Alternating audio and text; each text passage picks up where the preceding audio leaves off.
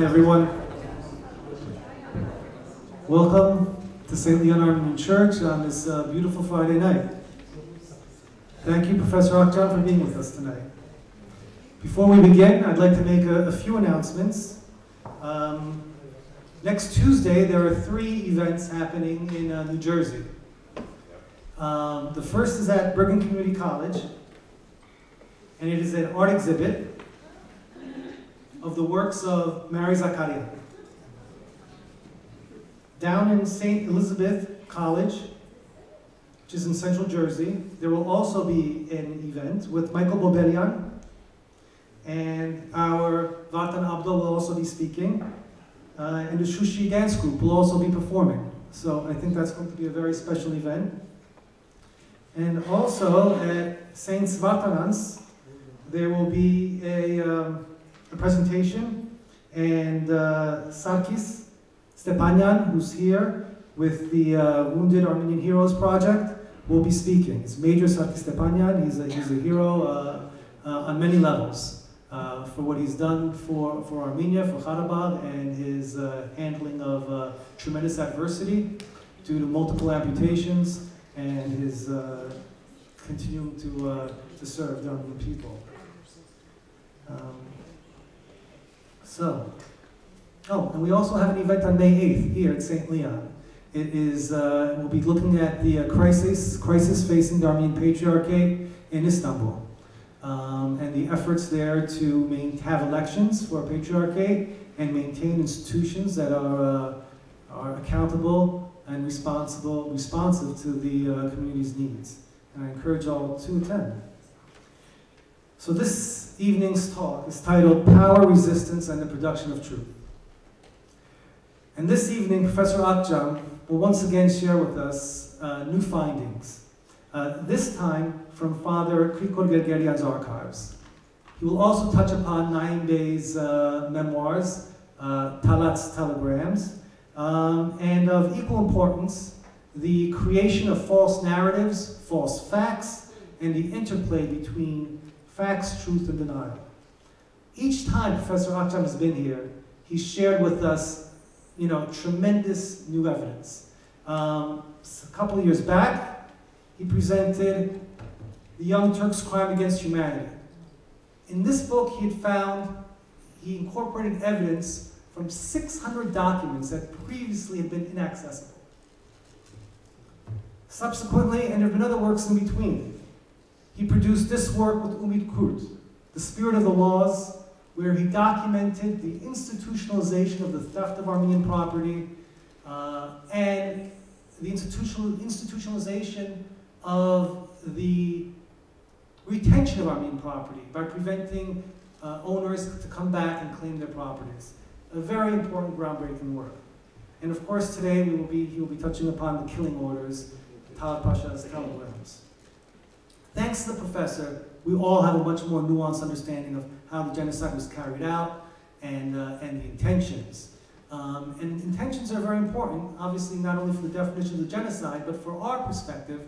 We're used to looking at the genocide from the Armenian point of view, but not the perpetrator. And Tamer Akcam looks at it from the perpetrator's point of view, and all that which was sought to be accomplished. So he sees it in the context of the building of the Turkish nation state. And when you look at it in this manner, you see the connection between how the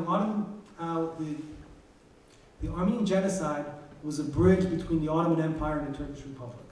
And it is a bridge which Tamer Akcam has helped document, construct, and early on had the courage to cross. So we are always in your debt for that, and we thank you very much.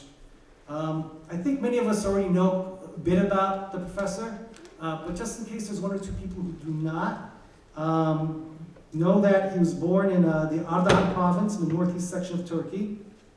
At the age of 21, he was arrested for participating in student protests against the Turkish invasion of Cyprus. A year later, in 1975, he was arrested again for distributing leaflets. In '76, he was arrested for his involvement in producing a student journal that focused on the treatment of Kurds. He was sentenced to 10 years in prison Amnesty International adopted him as a prisoner of conscience. And after serving about a year, he escaped from prison. And he sought asylum in Germany, where he obtained citizenship, obtained his doctorate degree, and then eventually came to the United States. At present, he holds the Kaluscan and Mugar Chair in Armenian Genocide Studies at Clark University. We thank you for all your work, Professor, and we also thank our co-sponsors who've helped create this opportunity for us. And they are AGBU Ararat, the Armenian Democratic Liberal Party Ramgavaz, Armenian Network of America, the Daughters of Artan, the Knights of Artan, the National Association for Armenian Studies and Research, Tekeyan Cultural Association, Tibrovan Alumni, the Times Square Armenian Genocide Commemoration Committee, and St. Leon Armenian Church. I would also like to thank Hrant Gulyan for initiating this evening's presentation. And everyone, please join me in welcoming Professor Akcam.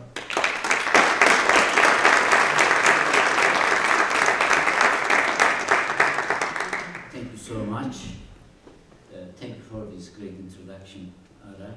It's a great pleasure for me to be here this evening.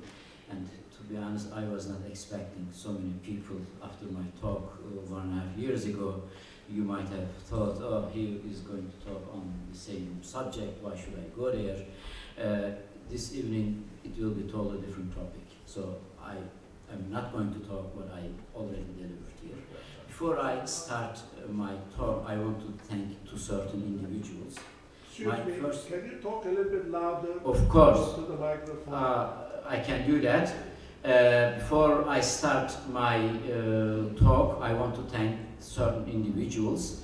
First and foremost, Krikor Gergerian. With my respect and admiration, you will also get the same feelings after I present you some of the materials that he meticulously really collected over the decades. And my second thank goes to Edgar Gergerian.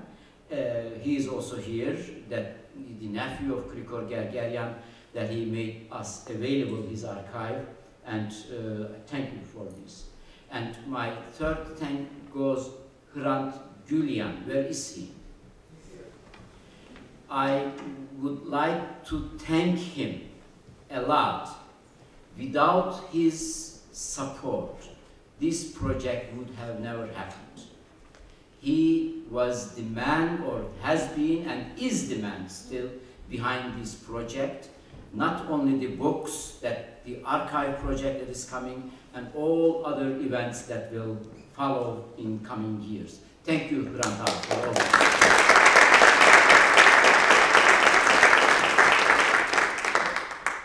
My topic is actually on denialism, on Turkish denialism of Armenian genocide. My book is also about Turkish denialism. As you all know, Armenian genocide is actually an established fact in academia.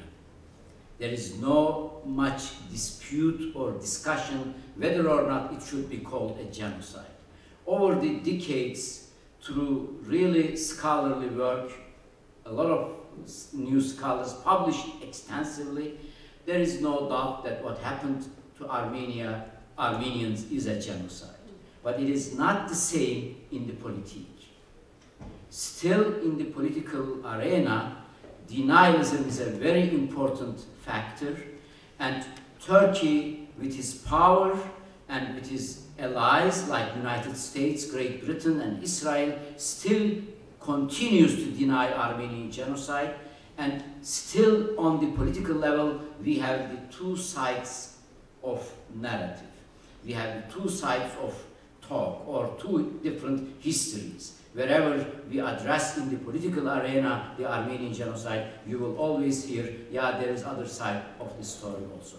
This is the mainly Turkish government's denialist policy, and the core is following. There is no clear evidence that shows Ottoman government ordered killing of Armenians. So what we call in literature the smoking gun. the main argument of Turkish denialism over the year has been and is today that you cannot prove any genocidal intention of Turkish government. Indeed, they succeeded this by several ways, and I will try to show you this evening how this denialist machinery operated over the years. So since we were not able to show certain documents that includes these killing orders, we always try to what we call it with circumstantial evidences, with other documents to show the genocidal intent of the Ottoman authority. So my book, Killing Order, is the first time a direct attack to this Turkish denialist position. And at the end you will see that it destroys the main Turkish political argument regarding the killing orders. But before going on to this, I will show you some images from Krikor Gergeryan's archive. I thank all this information, all this knowledge to Krikor Gergeryan. He meticulously collected and compiled documents throughout his entire life, and his archive is now available. The book is a part of this archive, and also it will be available to everybody in coming months. We are in that process. I will show you some images of the project. This is some images from Krikor Gergeryan, and this is his grave in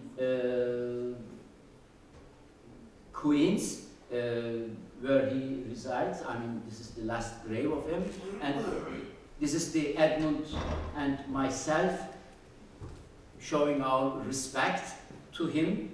And here some images from the archive when we first started scanning the archive. And Edmund really compiled and kept this archive over the decades. These were put later. We labeled these after we scanned these materials. And these are some other images. The empty shelves shows that these files have been already taken and in the scanning process. What is the importance of Krikor Gergeryan's archive? Here is the importance. One of the important American scholars, Michel Rolfe-Trudeau, writes on the silencing of history, and he explains us how silencing enters in the history writing. And he mainly mentions from 5 moments. Silencing you can also understand or interpret as denialism, how you deny a certain type of history telling. The first, he says, the moment of fact creation. This means you create your own fact. This is how you deny the Armenian genocide also. You all think, I will talk about it, you all think the Armenian genocide is a fact and denialism is only denying the fact. This is not true. Denialism has its own facts also. And you have to create first your facts, and secondly, it says, the author says, the moment of fact assembly. You create your own archive. So first create facts and create the archive, and then third step is the moment of fact retrieval, the making of narratives. So you make your history telling. This is our history. This is the history of Armenian genocide that never happened, for example. And the fourth, the moment of retrospective significance, the making of the history in the final instance, saying that this is the true history and this is the fact based on archive, based on certain narratives. This is how it is built. And I added to this the 5th category, the moment of destroying and proving the falsity of critical documents. What it means, I'll show you some examples. The first example, fact creation. Turkish denialist machinery follow these 5 routes that I mentioned to you. The first step is fact creation. They created their own facts. I will show you some Ottoman documents that they are facts in that sense. This is a document. Oh, it will come, I'm sorry, the document. So the denialism in Armenian genocide, the fact creation aspect, is inherent component of Armenian genocide since the beginning of the events, and it didn't start after genocide happened. During the genocidal process, they also started to develop their own facts. So we have a parallel facts here that we are talking about. And the deportation and killing of Armenians created in the way that the entire process is a resettlement process of Armenians, that the Armenians were taken from a place and resettled in the other places. And the perfect factual elements is available for this, and they created their archive based on these facts. So this is the image. And here's some Ottoman documents for you related to how they created their own facts. You may all have heard the name Agnuni, one of the leading Armenian intellectuals and the members of Dashnak Student Party. He was responsible for Dashnak Student Party in Istanbul.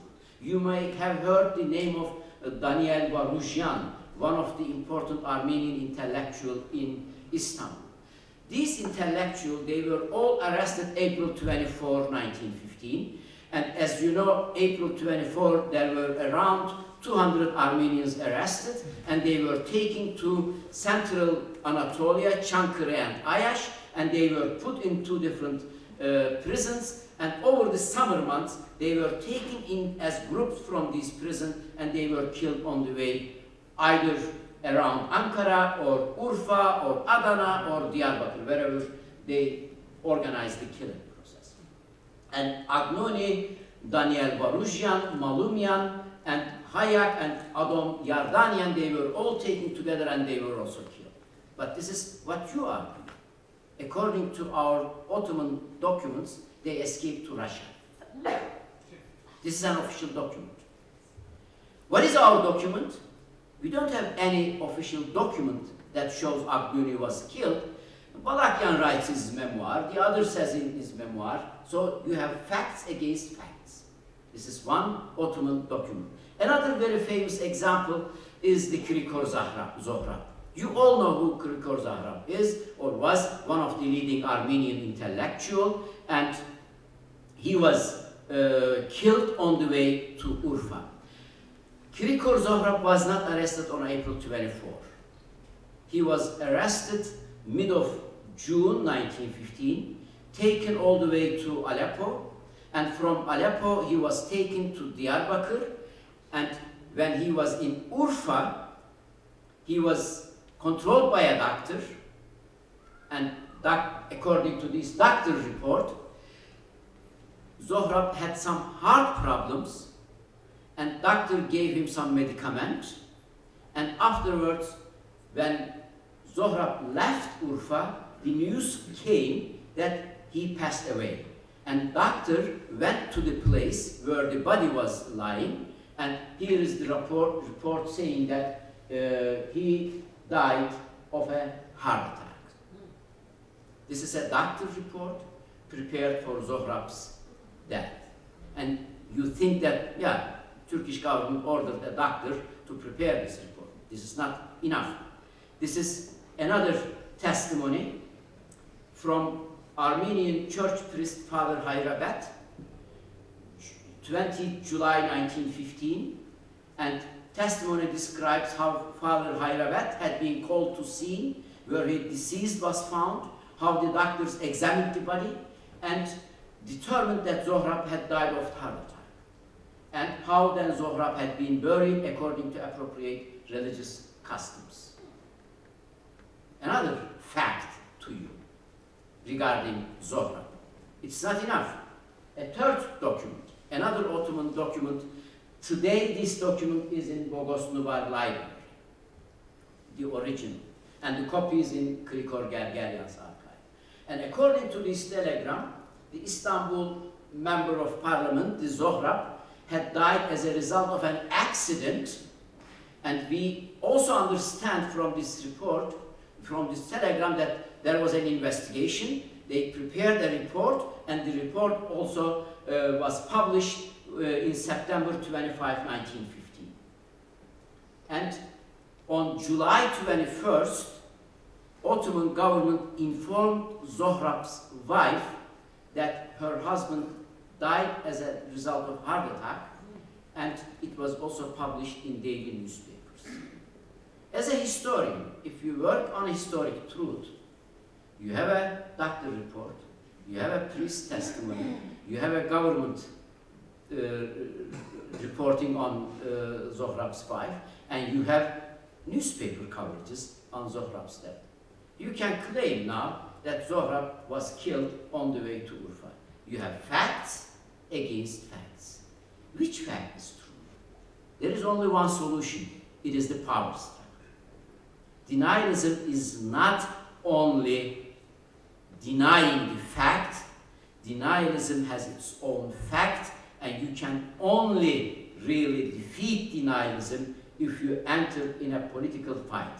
If you win the political power, then you can say, my truth is the truth. This is the important part. This was one important example. So the Turkish government created its own facts. If you look the archive today, there are dozens of documents that shows most of these intellectuals who were arrested in Istanbul, they were released from prison, or they were allowed to settle in any state that they wanted. And Yusuf Sarınay, one of the leading denialists who was the director of Ottoman Archive for a long period of time, wrote a scholarly article showing all these documents and made the argument most of these intellectuals were not killed. They were all fine after a certain period of time. So this is the first operation. The other two important operations that the Turkish government did to create its own denialist structure, argument, is either destroying the existing materials or proving the falsity of critical documents. So main Turkish argument was, and still today is, show us the original. You are claiming that the Turkish government had an intent to kill the Armenian? Show us the original. Show us the documents. This is the main argument, and this is going to be the main argument, but after my book, I assume, I hope, that they will have really certain difficulties to argue in that way. They operated in two different ways.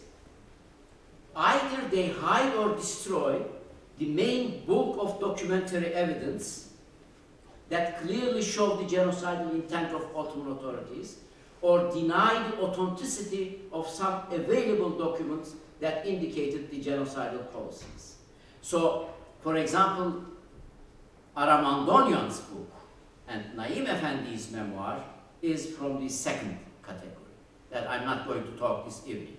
But mainly, the first category, destroying the existing materials. This is what you see here. Do we have the remote controller? Never mind, it's okay. This is the one page of Takvimi Vekai, official gazette.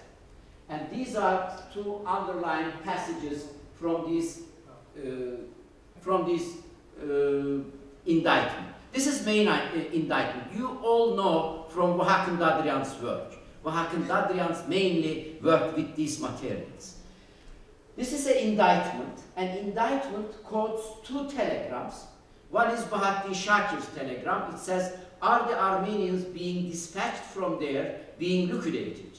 Are these troublesome people you say you have expelled and dispersed, being exterminated, or just deported? Answer explicitly. This is a Bahattin Shakir, you may have heard his name. He was the Central Committee member of Union and Progress Party, and he was the head of Teşkilat-ı Mahsusa, and he was in charge of organizing the killing process during 1915 years, all the way 1916 also. And his headquarters was Erzurum, and he was sending this telegram from Erzurum to Harpert, the governor of Harpert, saying that, have you already exterminated Armenians there, or have you sent somewhere else to be exterminated? Second is a telegram order from 3rd Army Commander Mahmud Kamil Pasha. It simply says, whoever hides a Armenian in his house will be hanged in front of his house, and his house will be burned down. It's a central order, July 1915, sent by Mahmud Kamil Pasha to all governors in eastern provinces, or historic Armenia. 3rd Army commanders are. Denialist argument is, show us the original. How should we know that the public prosecutor during the trial made up these things? How should we consider these materials reliable? They are not reliable. The second operation, moment of proving the falsity of documentation. There are some documents they could not destroy, and what they did, of course, they claimed the authenticity of these documents. And Aram Andonian's book that he published in 1921, which includes killing order of Talat Pasha, is one of these categories. The story which I discussed last time is the following, with a couple of sentences. Aram Andonian met this Turkish Ottoman bureaucrat Naim Efendi in Aleppo 1918 November, and he gave him money and bought some documents. These documents originally only handwritten copies. Naim Bey was working in the Sevkiyat Dairesi in the deportation office, and in order to get money, he sat down and with his handwriting copied 52 documents. And second time when he wanted more money, Aram Andonian told him, no handwriting anymore. If you bring me the originals, I'll give you money. And he brought approximately 27 documents. Some of them you saw there regarding the Krikor Zohrab, because these report and all other priests, they were collected in Aleppo as a file together. And he gave these original documents, and these documents, 8 of them, 8 of 52 includes direct killings orders. And one of them is here. This is a 3-digit coded telegram coming from Istanbul, and Talat says, no matter how tragic the method of annihilation might be, the Central Committee decided to complete annihilate all Armenians. And he says also, without listening to feelings of conscience, their existence must be ended. Direct a killing order, and there were, as I said in the book, 8 this kind of killings order. This is the second argument, without giving rise to suspicion on the pretext that they will be giving nourishment by the deportation officers in an assembled state, destroy the children. So the order is specific because the news came, some Muslim families are taking the children, Armenian kids in their household, and the order is, no, don't make any exception and destroy the children also. This is another document. Then at the end, Turkish government, 1983, published a book and claimed that all these documents are fake and produced by Aram Andonian. If you want more about this topic, we can talk in question and answer period. So the main argument of Turkish government and the denialism was very simple. This is an author. It's not only the Turkish government who denies the authenticity of Armenian genocide. It is some renowned American scholars also. Günter Levy is one of them, and in 2005 he published a book and says that no authentic documentary evidence exists to prove the culpability of the central government of Turkey for the massacre of 1915-16. because government destroyed all these documents. And so then continues the most serious problem affecting the probability value of the 1920 military court proceedings is the loss of all documentation of these trials. This means that we have none of the original documents, sworn testimony, and deposition on which the courts base their findings and verdicts. The findings of the military tribunal are unsupported by credible evidence. You know, there is a logic in it. As a scholar, I agree with that position in the sense that you have to work with original documents and materials.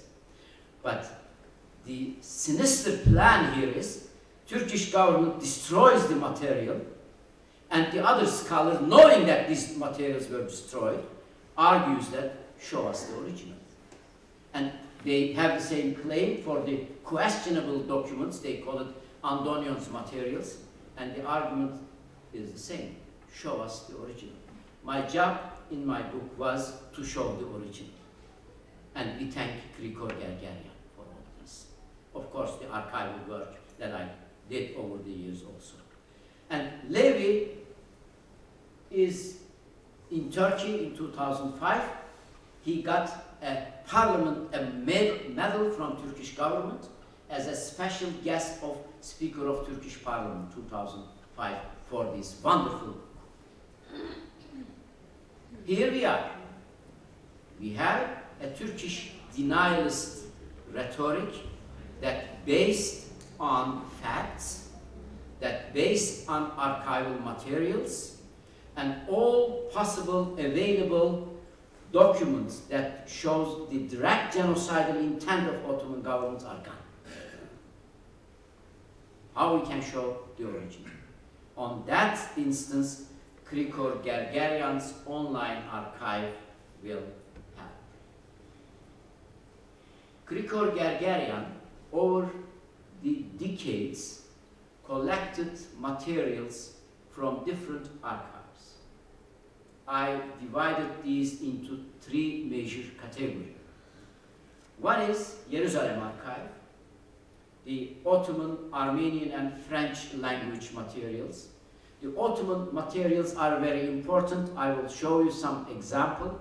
These are from Istanbul Military Tribunal. Today, until 2015, we didn't have any original or copies of proceedings of the trials. What we had was only indictments and verdicts that I showed you, that published by Turkish government. And these materials, the proceedings, the testimonies, the direct orders, cipher telegrams, they were all in court files, and they are gone. We don't know where the originals are. They are in Jerusalem, and Father Krikor Gergeryan filmed all these materials in 1960s. Second important material from Bogos Nubar Library, Armenian and Ottoman language, and third, the German, Austrian, British, and American archives. He compiled an enormous material of documents and then worked over the decades to create certain books from them. I have an interesting quote from him that I found in archive. He called himself Krieger. You know what Krieger means? Fighter. It is in German word also, it means fighter also. And he called himself fighter. He was dedicated to fight Turkish denialism. And he says, embarking on a scholarly research career in Rome during the years 1937, Krieger seriously pursued the endeavor for the past quarter of century. As a native Middle Easterner, he has had the opportunity almost each year to travel to many countries, including Turkey, although he never had the access to the Turkish archives and so on.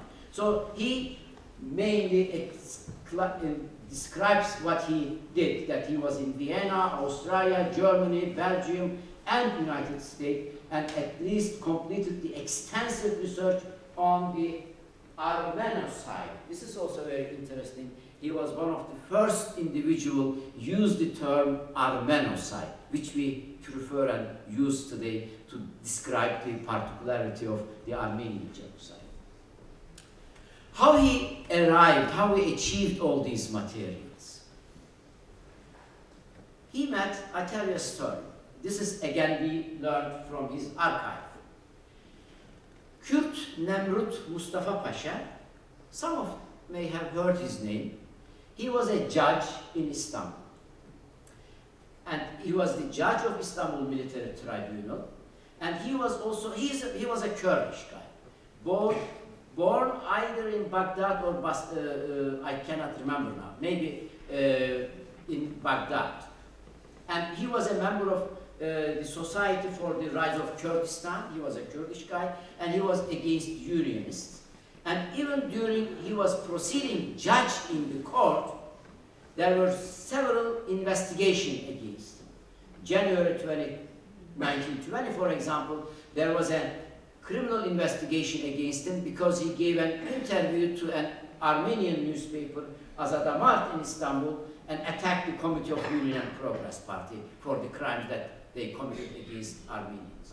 And finally, he was also arrested November 1920 because of the decision of the Mutasarrif of Beirut. He gave a death sentence for this guy, who was then hanged later, Mutasarrif of Beirut, Nusret, and in August 1920. Because of this court decision, he was arrested. At the end, he was sentenced to 3 months and pardoned, sentenced to 7 months and pardoned by Sultan, and he escaped Cairo. And met with Krikor Gergerian around 1940s. And Krikor Gergerian, on his meeting with the Kurd Mustafa Pasha, writes something in his memoir, when he was working with his hand even. He says, specifically, he had many meetings and long discussions with one of the judges of Turkish extraordinary court-martial trying cases of the Armenocide. One of the important information that Nemrut Mustafa, Kürt Mustafa, gave to Krikor Gergerian was that when he was proceeding judge, he allowed Armenian Patriarchate to be part on the process. And judge told him, according to Ottoman law, Patriarch had the right to represent the Armenians and to get the copies of the documents. And I gave the Patriarchate all court proceedings and related documents. Why are you traveling throughout the world? I know all these materials in Jerusalem. Because 1922, these materials went to Marseille, from Marseille to Manchester, from Manchester ended in Jerusalem. Go to Jerusalem and copy it. He went there, and according to what I heard from you, he told you that he copied almost everything there, which I still have my doubt and really want to go and look these materials. He copied almost everything there, according, then these are very valuable materials. And 1983, Armenian Assembly made a microfilm collection from these materials. So you are surprised. These are not the materials that I'm going to show you, not hidden things, not secret. One is well known, sitting in Jerusalem, in Armenian Patriarchate, and they don't allow any scholar to go into it and work in the archive. And second, Armenian Assembly made a microfilm 1983, and it's sitting there. There were no one curious member of Armenian Assembly with the sentence, hey guys, let's look into it, what is in this archive. It was sitting there, and it was open to scholars. Whoever wants to use this material can use. But the material are not catalogized, are not systematized. These are hundreds of microfilms, and you can never work with these materials. What we did, what I did over the years, I differentiate all these materials. We have been working since 2015 with my graduate student. It shows the importance of genocide studies and education in American universities, and this is the only chair that can do this. This is an important addition.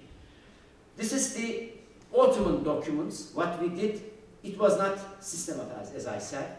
We developed a catalog, and we separated and put each document related to these all files. Altogether 22 Ottoman documents, files or binder that includes the materials. And you have English and Turkish translation of these Ottoman materials. When you go to the archive, you can have the Turkish and Ottoman version of materials. Not only that, we created an extensive index for it, because archive was a mass in the sense. It was not cataloged and systematized. We went through the archive over the years, developed an extensive searchable index for it. And you can go, you write any name you want, or any town, or any event, or any term, then you can find the related places and go and make your search. And this is how it's going to look like. Krikor Gergeryan Archive, Krikor Gergeryan Arşivi, and if you want to read it Turkish, this is bilingual, you can click on Turkish, you have everything in Turkish, and overview on the archive, and on the Ottoman materials, private materials, materials from other sources, you have all these informations in the archive. And this is the archive for Ottoman material. When you go to the website, you will see here you can download the Excel in English language, you can download Excel in Turkish language, and if you click on them, you automatically go to the main archive where the documents are. You can not only search on the index, you can search in the archive itself also. And you have download all these free. All Ottoman materials, all other materials, whatever you want, Turkish and English language, they are going to be available for everybody. This is the archival project that I have been working with my graduate students since 2015. And I hope it will be available September, October. The archive is done. Everything is ready, but we are now in, how do you call it, I share the information with a lot of other scholars, with individuals who are involved in this archive to check certain differences and to be sure that there is nothing missing or wrong there. So throughout the summer, we will work on these details, and I hope in September, let's hope we will be available. And thank you, Grant Abi, for all support. Really. This is just an example to give you 8 graduate students from different countries, from Paris, from Istanbul, from United States, have been working on that project. Because Krikor Gergeryan's archive is not only Ottoman language, is not only Armenian or French. There are materials in Italian, in Portugal. He was amazed with all these different languages, and he wrote a lot of Armenian handwriting notes, but Turkish. So he transcribed, for example, the entire Takvim ve Kâyiz into Armenian, into Turkey, with Armenian letters. So you needed really at least students capable in 6-7 different languages. And we have been working with these students over 2 years, and finally we are there where we have to be. Now, to my answer to Turkish denials. Show the origin. Okay, let's show the origin. From the military tribunals. Cipher telegrams. In Istanbul, as you know, in 1918, when the military tribunals started, they established also a parallel investigation committee, and this committee traveled throughout Anatolia, and later on also the judges asked the Interior Ministry to inquire about the existence of some materials. And these were killing orders that I mentioned in the indictment. These are the statements under oath, high-ranking Ottoman bureaucrats, and witness accounts also. And these telegrams were compiled and then, of course, prosecutor put in the indictment. Here, the first original to Turkish denialism. This is the original document of the order of Mahmud Kamil Pasha, 3rd Army Commander, on 24th July 1915. The order says, it is considered necessary that those who have been hiding and maintaining Armenians in opposition to government orders be hung in front of their properties and their properties burned to the ground. The letterhead is the Interior Ministry's letterhead. This is the Interior Ministry's letterhead, Dahiliye Nezareti. They cannot really argue in the opposite way. And the importance of this document is the following. As I told you,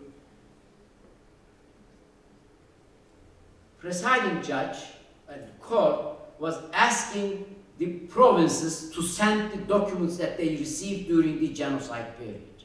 And this telegram came at least from 8 different provinces with the same content, but not with letterhead, of course.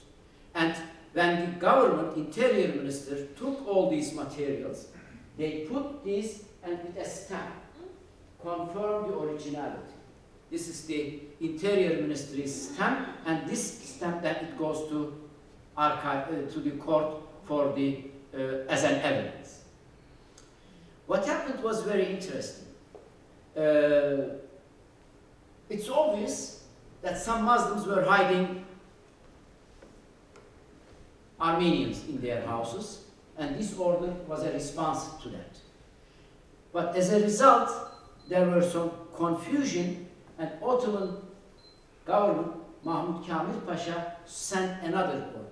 Because during the same period, Armenian government, the Turkish Ottoman government were distributing Armenian children also to certain households. And when the order came, every Muslim will be killed in front of his house when they hide an Armenian, those Muslim families who government ordered them to hide Armenian children, they got confused. And the second order went in 1st August. The death penalty has been declared that those who hide Armenians who have been scheduled to be deported to the interior. The penalty for this does not include those who are protecting women and children who were officially placed in Muslim households by the current government. If we as government gave the child to you, you will kill it. But if there is an Armenian in your household without government information, you will hang in front of your house. This is one important issue. This telegram, we have the original. And the second important telegram, you read this Bahattin Shakir's telegram, the killing order that I call. This is the content. Are the Armenians being dispatched from there being liquidated? Are these troublesome people you say you have expelled and dispersed being exterminated or just deported? One thing is important for this document, or two things actually. Number one, this is again the Interior Ministry's letterhead, the Office of Interior Ministry. And you see here there are 2 parts on this document. One is the decoded version, what this text is saying, the Ottoman version. And here down you see this certain Arabic number, and on top of it, what it means. So Ottoman government was using a 4-digit coding system, okay, in order to communicate with the regions. So the orders, killing orders, were not sent in a text form written, they were sent with bunch of numbers here. And each province had the coding notebooks. When the telegram comes in 3-digit, 4-digit, 5-digit forms, the related officials opens this handbook that he has and decodes the document. And this is how then Turkish government decoded the documents and turned into a normal text. What I did was, this is the Sherlock Holmes part. I went to Ottoman archive and I skimmed the entire archival materials. What happened is the following. Since 2012, they started putting in the archives documents like these ciphered Arabic numbers. And indeed, Ottoman government changed every year coding systems. What it means is the following. In this Bahattin Shakir's document, the killing order, we have the codings for Sevk, send-off, is 4889. The code number for the Sir, Bey, 2469.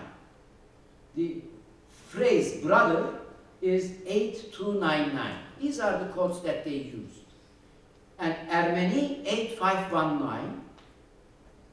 And first personal possessive suffix. So it's not only for the word. They have for suffix and for plural endings different codings.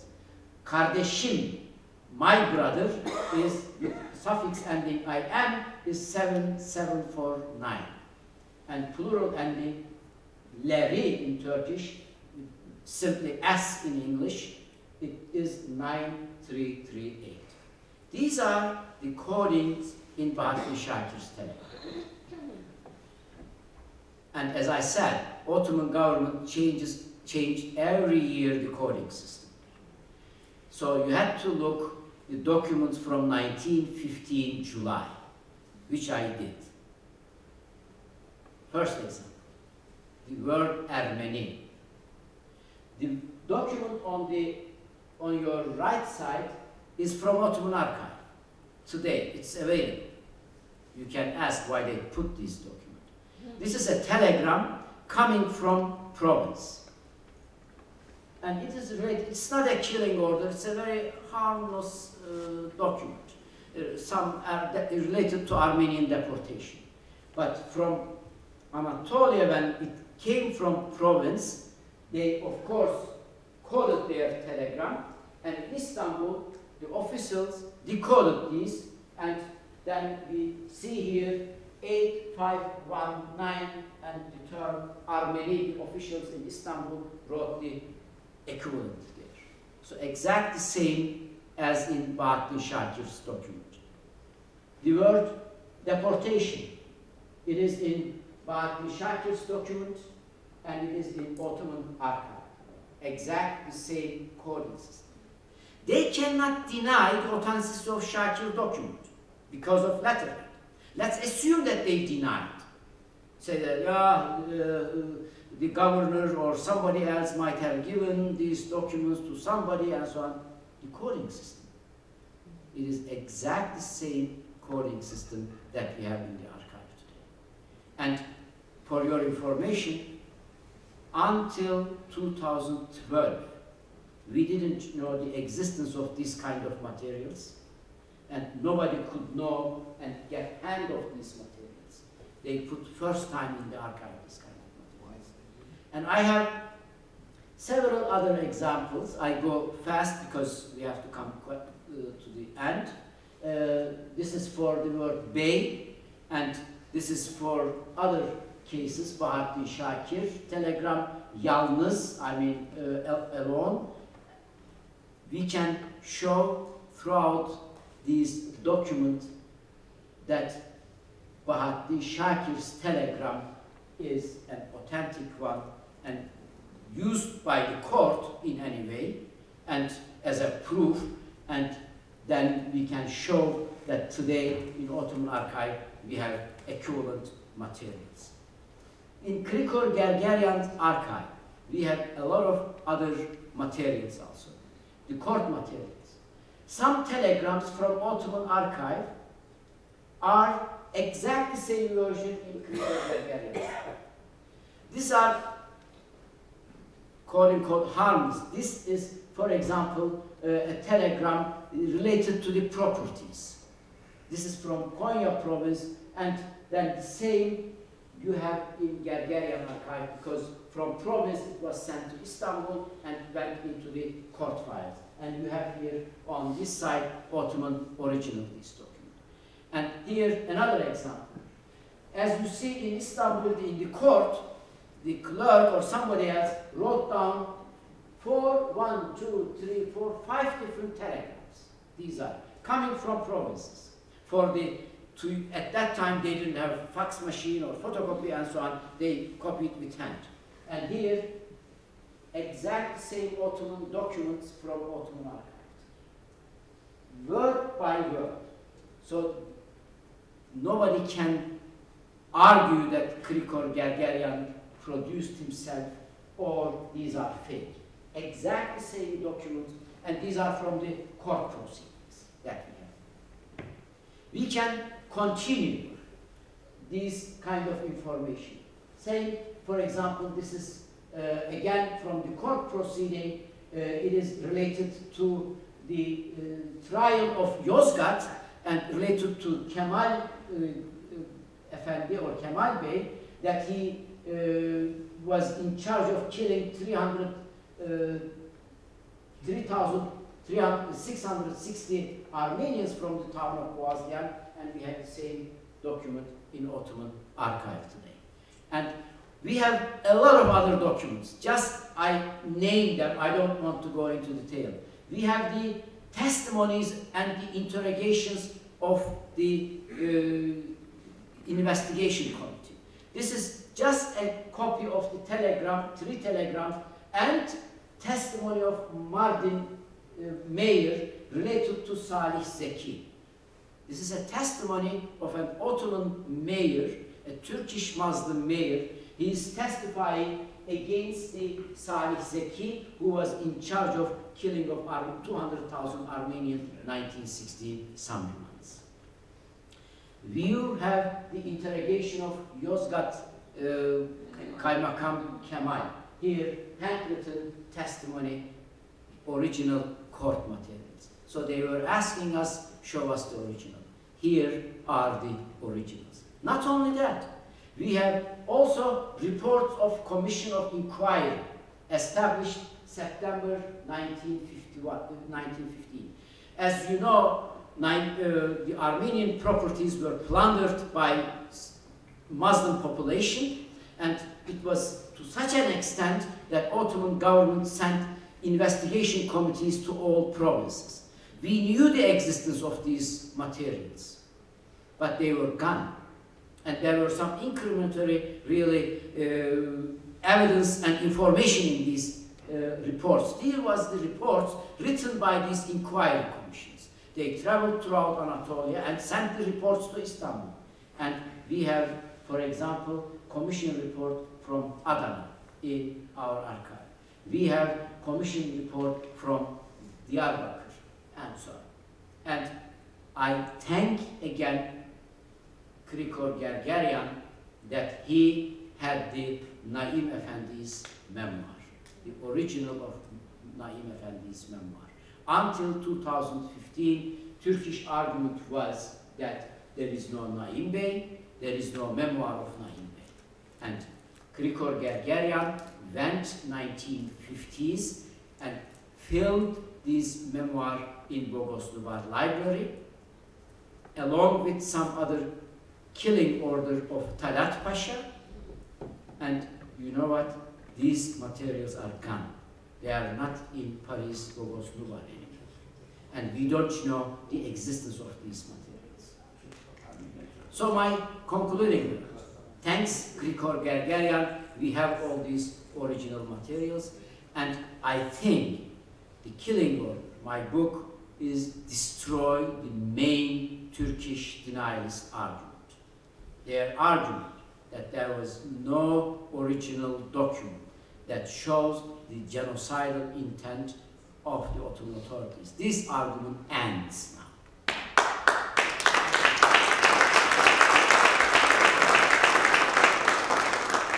But ends only in the academic circles, only in academia. Denialism is not only to deny the facts. Denialism is a power. And to fight denialism is not only to bring our facts against denialists' facts. It is also a fight for justice and truth in the sense of politique. So it is not a job of only academicians. It is job of you. It is job of everybody. It is job of any Turk who wants to fight for justice and for equality and for really truth. We have to continue to fight that our truth prevails. If we can get the power, then our history will be told. Otherwise, only the victories, those who win the history, they will determine what is the truth. And we should really never stop fighting for justice and truth. Thank you very much for this.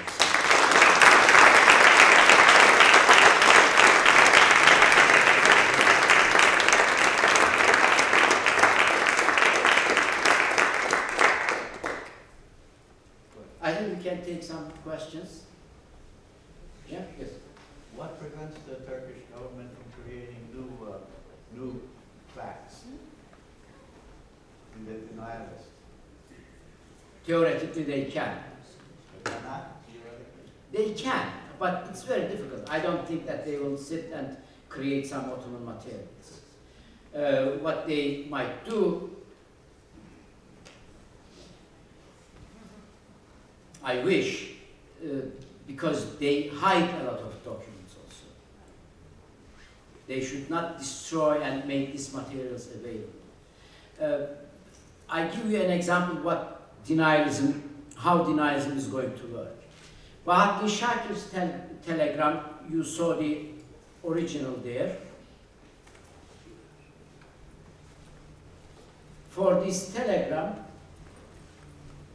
after I published in Turkish book first time, no, in August 2016, Turkish government had an institution, Institute of Armenian Studies or something like that in Ankara. They have a website, and they published several articles related to these documents and Mahmud Kamil Pasha. You know what their argument was? Bahattin Shakir was a concerned citizen. As a concerned citizen, he wanted to learn about the Armenians' destiny. He didn't want Armenians to be killed. He was only inquiring whether somebody attacked the Armenians or the killed. So there is no end in ridiculous of denialism. They will continue. This is the only thing that, this is what my argument is. Of course, it's a strong argument. They have to find new ways now. They cannot say anymore, there is no central government's order. But denialism will find new way to continue. This is the reason that I'm saying that it's a power struggle, it's a political fight. Yes? The only solution is to educate the new generation of Turks in Turkey to alternate facts. Not only that, my main argument is denialism is a structure. Denialism creates certain policies. Turkish denialism is not something that relates to an event in 1915. Turkish denialism produced the same policies today towards Kurds.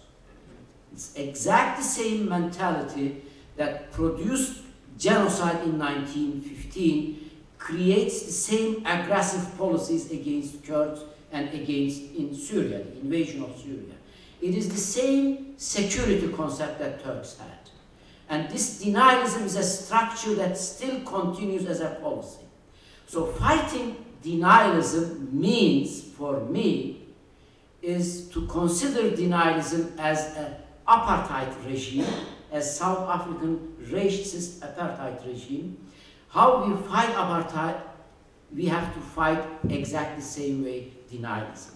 This means we have to pressure foreign Western powers that they should not consider recognition of Armenian genocide as a Sunday church visit.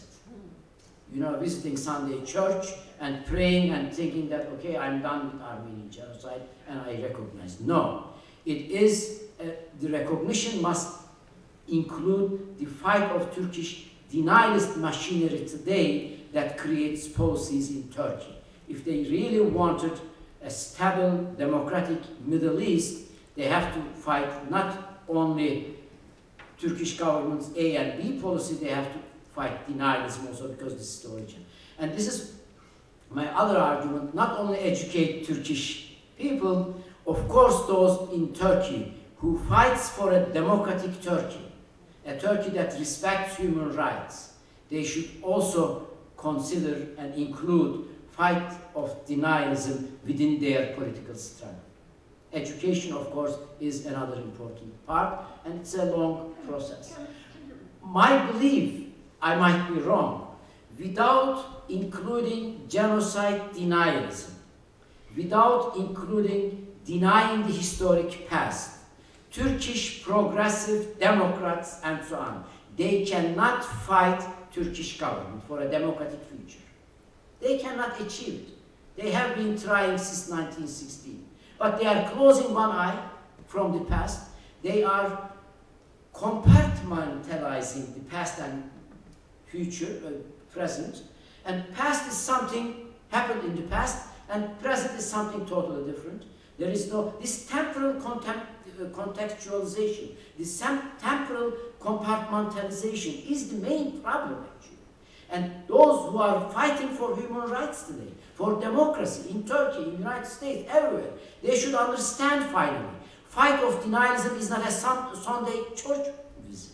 It's a daily fight with racism, as here in the United States, daily fight with Turkish government's aggressive policies. This is my answer to that. The British were controlling Istanbul at that time, is that correct? Yes.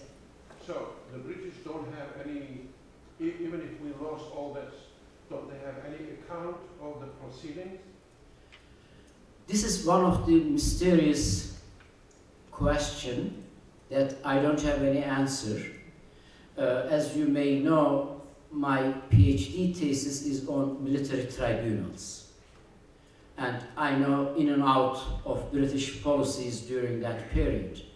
British government was not controlling only Istanbul. They were able to go into any ministry and take any document they wanted. And they were capable also going into the prisons and take out anybody they wanted, which they did.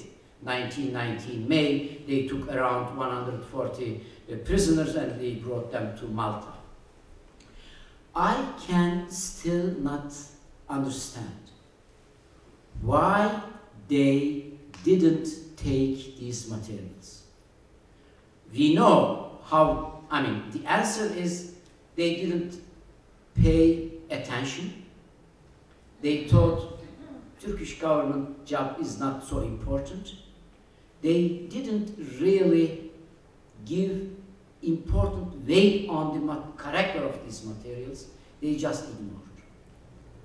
And afterwards, quite towards end of 1919, British government changed their policy also.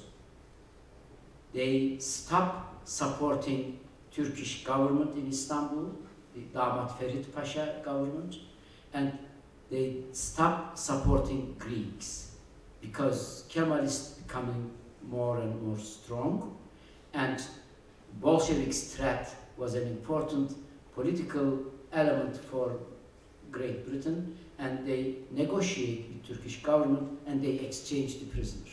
So, unfortunately, British government did not pay any attention and did not ask any documents from Istanbul tribunals. Yes. What about the German connection?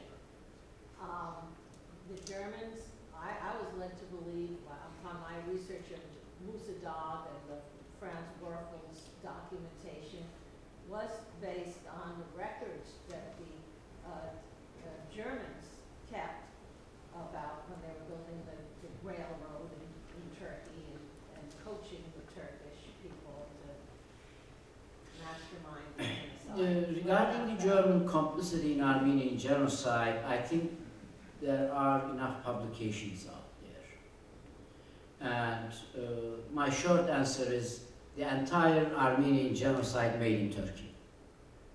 It was not a German idea, or German didn't push Ottomans to commit this crime. What Germany did was close the eyes. They needed Turkey as an important partner during the war years, and they helped Turks to deny the facts. The first Turkish response, 1915 May, to Allied power, for example, was formulated by Germans.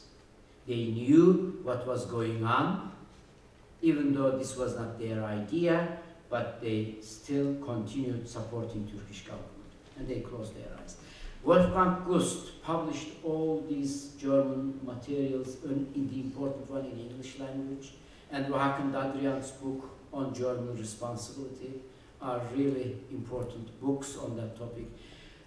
I think we are pretty much, we know pretty much everything regarding the German archives.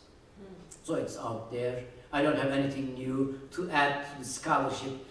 Maybe lastly, you might heard Stefan Ihrig, a German scholar who is in Israel now. He published another book on German role during Armenian genocide.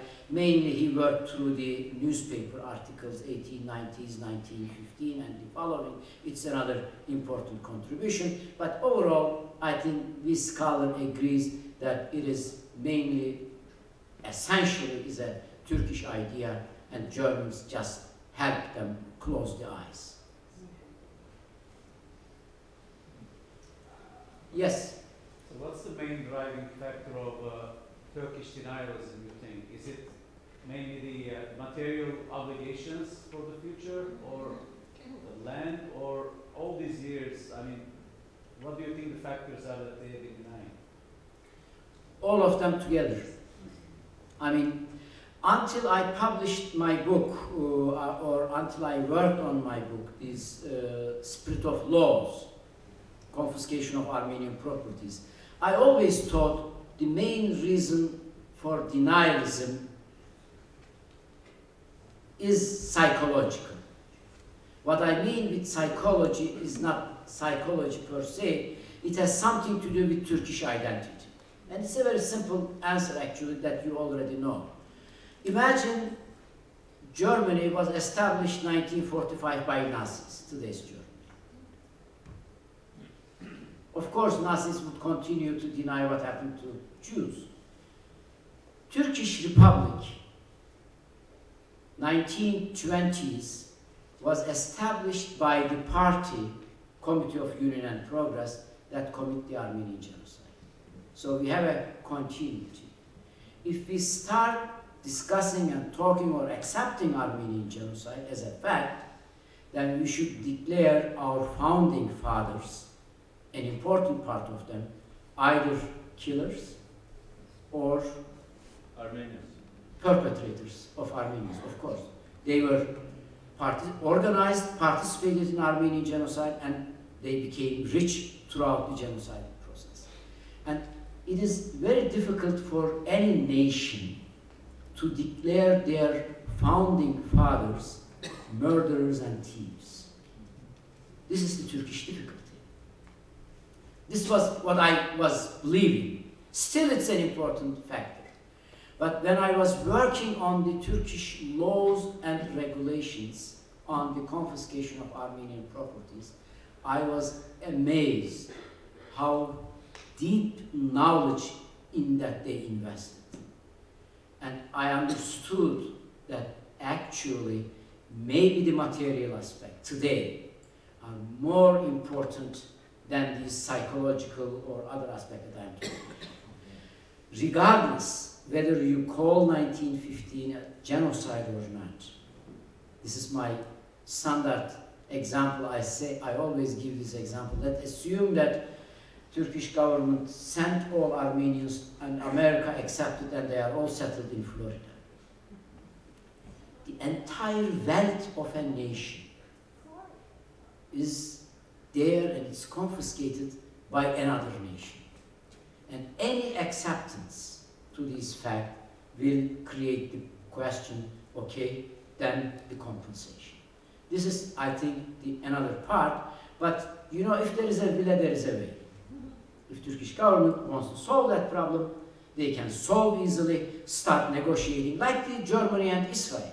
They can start to negotiate with Armenian government, with Armenian diaspora. In a long process, the important thing is you have to create this satisfaction on the heart of Armenian nation. Okay, I can live with it. I mean, you can never compensate the entire loss. What gone is gone. This is the worst part of genocide in the process. You can never reverse the losses. So what I mean is, if Turkish government wants to solve that problem, I think they can solve, but they use all these elements as an important, and this plays an important role in their denials. And another important reason I tell you, you may have heard the anecdote. Turgut Özal, when he came to Washington, and everybody was asking, he maybe was not engaged too much to Armenian genocide issue. At the end, he said, when people asked about genocide, he turned kaç para. What is the price of it?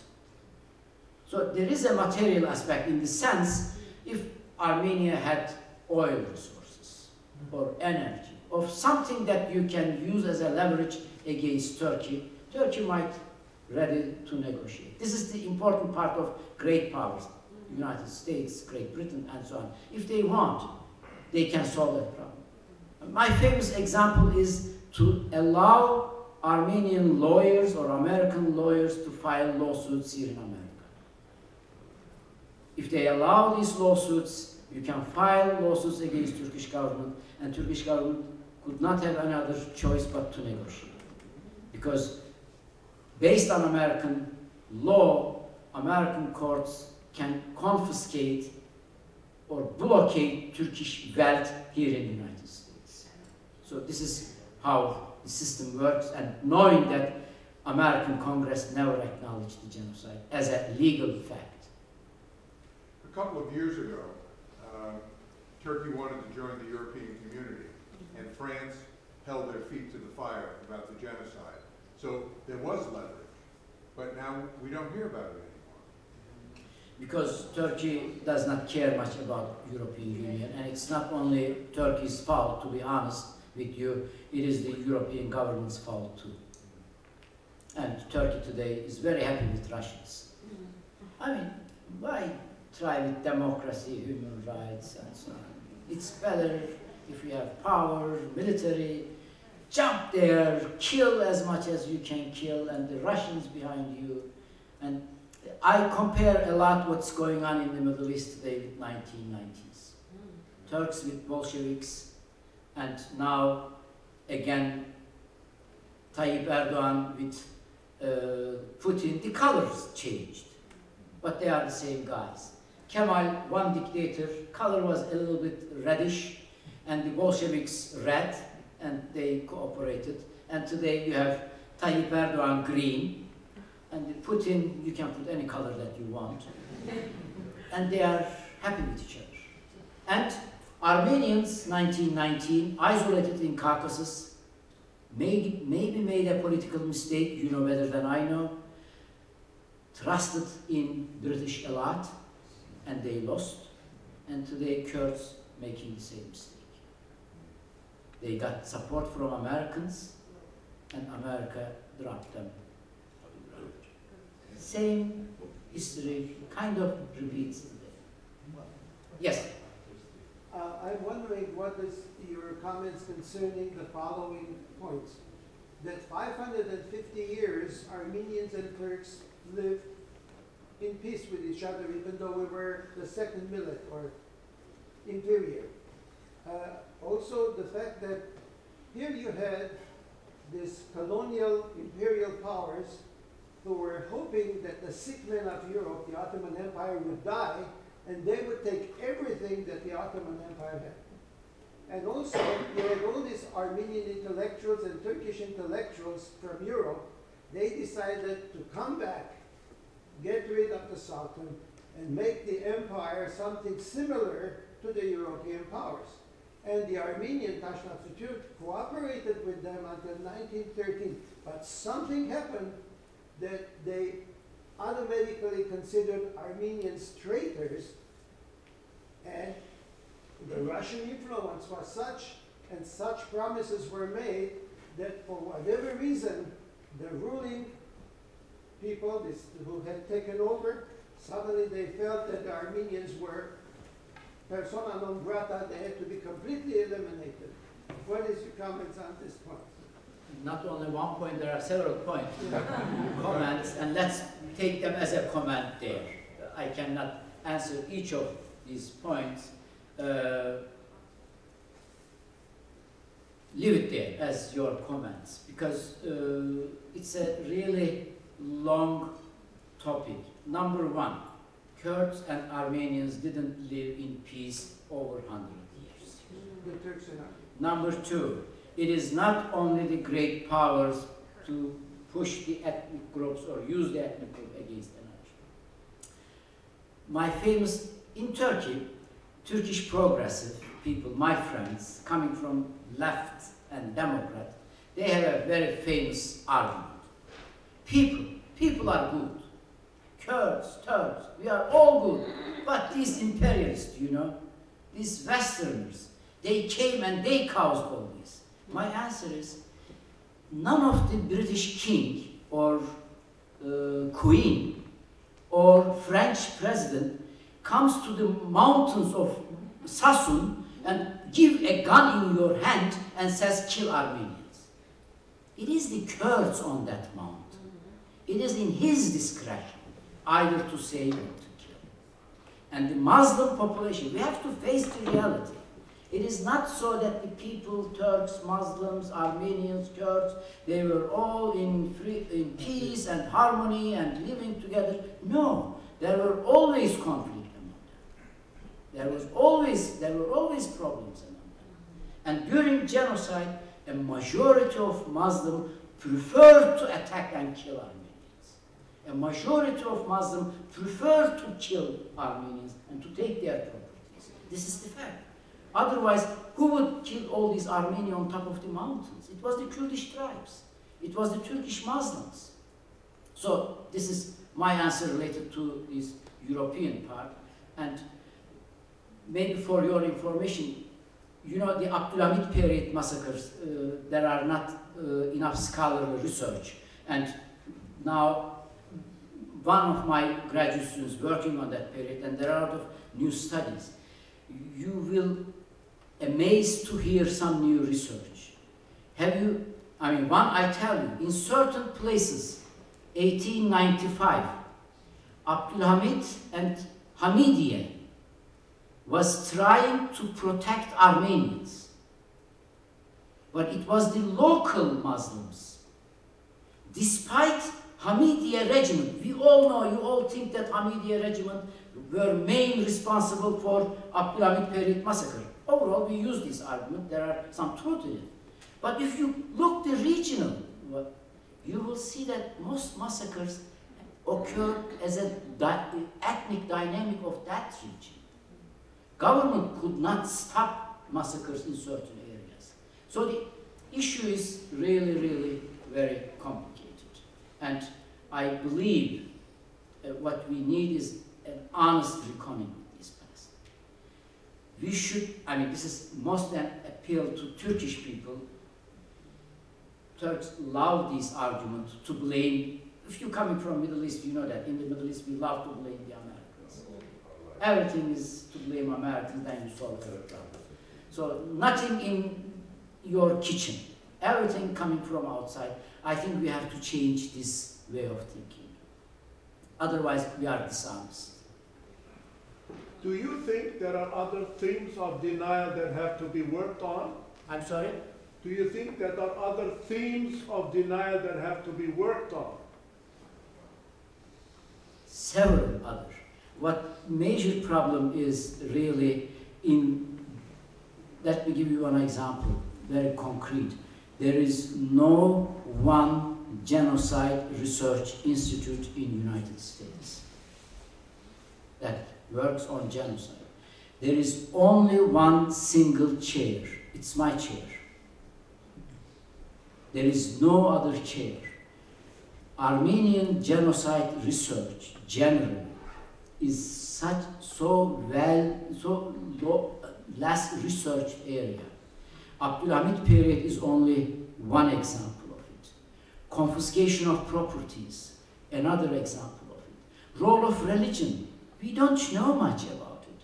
So I can make a list of these events or cases, but we need local studies. We know, you hear Tamer Akcam always talking about and so on. You know that most of the archival materials that are used belong to central government. As you know, you cannot explain a genocidal process only by government orders. You have to have local sources and local dynamics, local developments. We don't have enough. Do we know anything about Russian sources on Armenian genocide in English literature? Nothing much. This is actually another, I remember, another important topic. So there are several other topics what needs to be researched, and we need really, in that sense, investment in education. Unfortunately, there is really something that I have to share with you. Genocide research in North America depends on the personal character of individuals. Vahakan Dadrian is retired now and he's aged. Richard Ovanesian, and now I will be retired in 5-6 years. Nothing else there. No graduate students coming up? Slowly coming, but one chair cannot solve the entire problem. One important area that you spoke about, do we know the really resistance during the genocide in Anatolia? No, we don't know much. Why we don't know? Because one reason is, of course, denialism. The main denialist argument is, oh, Armenians organized uprising and it was centrally organized and fighting Turkish government. And against this argument, our scholars made a major mistake. Not our scholars, it's Holocaust scholars also. You put victims in a harmless, poor, innocent guys sitting in their corner and waiting to be killed. No. Any human being here, if somebody comes and tries to do something, we try to defend ourselves. This is in human nature. Of course Armenians resisted during the genocide also. Do we know anything about it? No. Related to that, it's a $1 million question. What is really the Dashnak policy during that period? Wasn't it wrong? Is there any serious debate? I forgot his name, one of the important Khinchak leaders, Sarı Gülyan. He published, Sabah Gülyan. Yes, Sabah Gülyan. He published articles in Armenian language related to this policy. I don't mean that this is correct, this is wrong. What I mean is we don't have detailed picture how Armenians acted in different provinces during the genocide process. I only know, it was an example from Mush. I only know because Vahakan Dadrian told me I have to read Papazian's memoir, and I asked one of my Armenian friends, he translated Papazian's memoir. This is how I learned what was going on in 1915 in Mush. There is no research because nobody worked on these topics also. So these are important issues that should be really tackled. Yes? In 1619, slavery started in America. It ended in 1863, when Abraham Lincoln issued the Emancipation Proclamation. Slavery began in Anatolia in 1373 or 72, and it ended in 1915 with the murder of 1.5 million Armenians and the dispersion of the remainder of the nation in Anatolia. My question is, what kind of criminal mind do the Turks have that perpetrated this sadistic, murderous, and criminal act after milking and enjoying the creativity, support, and labor of the Armenians who were enslaved for over 500 years, 543 years. Do you have an answer? Yes and no. It's an important topic in genocide research. I just only describe you the problem. This is what we call it research on the perpetrators. What causes genocide? One of the problem is certain mentalities, certain mindsets that perpetrators have and produced over a certain period of time. This is what we call it intentionalism also in the literature, that perpetrator has certain mind, certain characters, certain cultural attitudes, and it creates automatically these mass atrocities. In genocide literature, especially in Holocaust, regarding the Holocaust, there were some scholars argued that anti-Semitism and Holocaust was a product of German mentality. It is the Germans, the genetic German, biological German idea, that Germans are always like that. And I know that this is a very common understanding, or was a common understanding among a lot of Armenians also.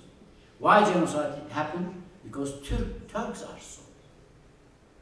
We have a lot of doubt today about this way of thinking. We don't deny that certain culture, certain way of thinking might have played a role, but we don't believe that we can describe certain cultural attitudes to certain groups and describe them from the beginning, these are the murderers. Turks are the murderer nation.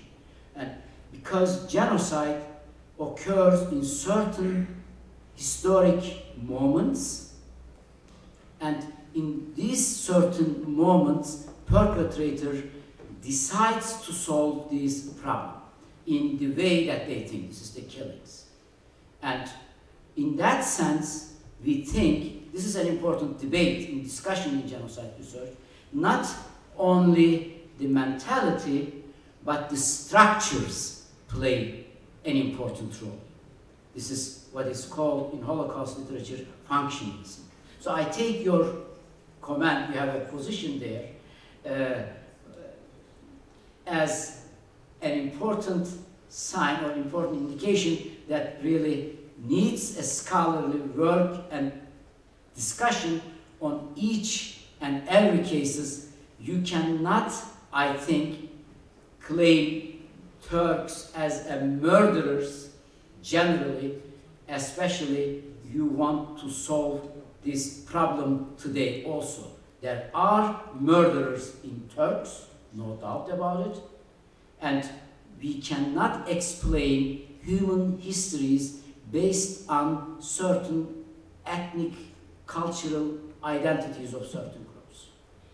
I think we are all human beings. There are perpetrators, and every nation capable to perpetrate crimes. Nobody is in exception, and every political system can create these crimes, and without really going into this danger to paint a homogeneous one group as this and that, we should really look into it in a very detailed way, because we are all human beings and our mindset works in the same way, and we should not categorize nations as bad, barbaric individuals or good and so on. This is not a good way of approaching this, how I think. Thank you. One follow-up.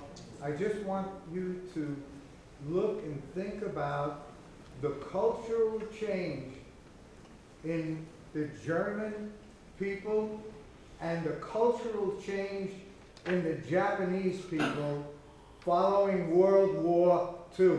And someday we'll meet again and we'll talk about this. Thank you very much. This is a great point. Thank you. This is the Turkish denialism and the genocidal mentality. Let me use this terminology, even though I have some doubt about this term. It continues today in Turkey because Turkey has been governed by the same genocidal ruling elite. And no doubt about it, and Turkey struggles today a lot, but believe me, there are some good Turks also. They are in minority, but they are also good.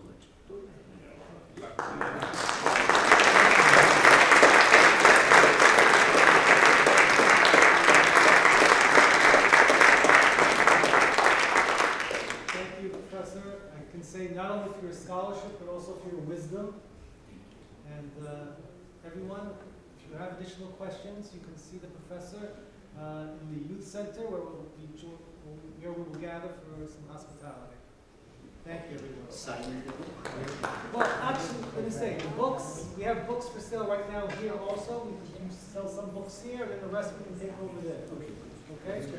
And please, it's important to encourage the scholarship. Thank